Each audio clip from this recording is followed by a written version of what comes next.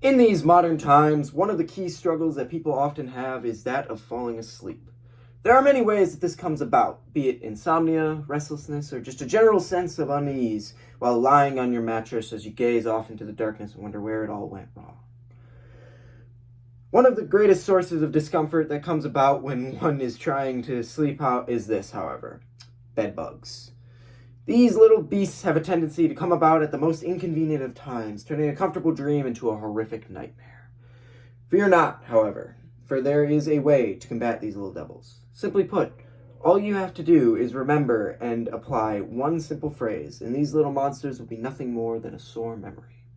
All you have to do is remember to have a good night, sleep tight, and don't let the bedbug bite. And you will never need to worry about these little gremlins ever again.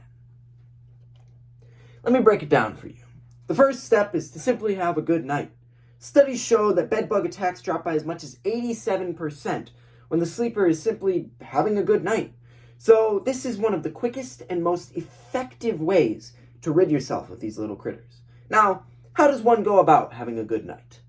Well, one of the easiest methods is to just simply have a loved one, a grandma perhaps, tell you to have a good night. Other methods include taking a nice hot shower right before bed, cleaning your sheets earlier in the day, or spending the day working extra hard so that when you do finally get to go to bed, the night is very good. The second step is to make sure that you sleep tight. A recent study was conducted where students were separated into two groups. One slept tight with nice blankets and comfortable pillows, while the other group had no pillows and were left with only a few threadbare blankets that they had to share. The researchers concluded from this experiment that the students who slept tighter had as much as a 77% drop-off rate when it came to being attacked by bedbugs. A truly astonishing result. This has led many to conclude that sleeping tight is a vital asset in the war against these little demons.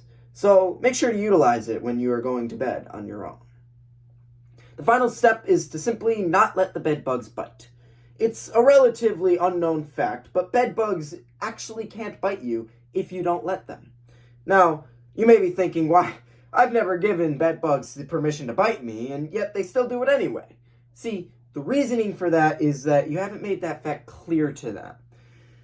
Bedbugs aren't the brightest, and they don't really understand consent, unfortunately. So, if you're about to go to bed, just take a minute to remind the bedbugs that they do not, in fact, have the permission to bite you.